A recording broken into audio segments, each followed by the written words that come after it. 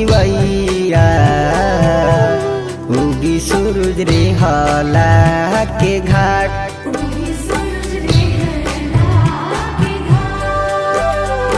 दे दी दर्शन सूरज गोसैया बरती जो हतारी बात।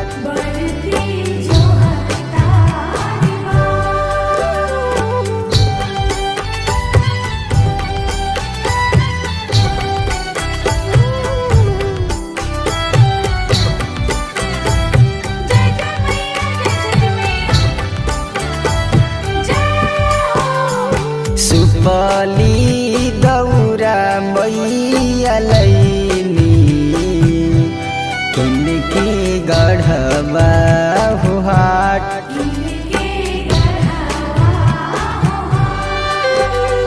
रात भर जागी मैया करेली मन से राउर पूजा पाठ।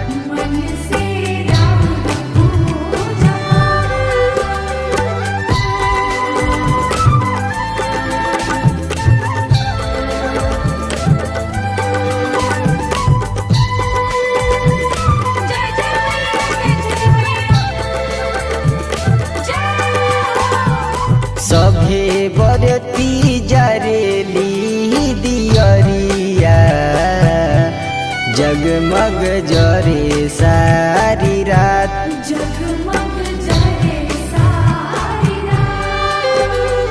हाथ जोड़ी करेली अरजिया उगी मेढ़ना के घाट।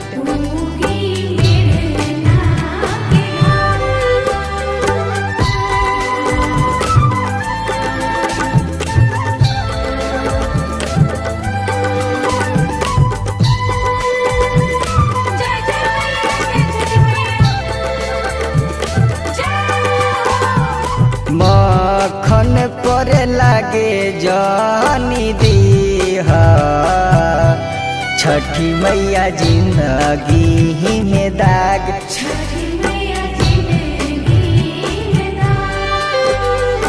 चंदन सोनू मांगे ले आशीषिया टेकी चरण में माथ।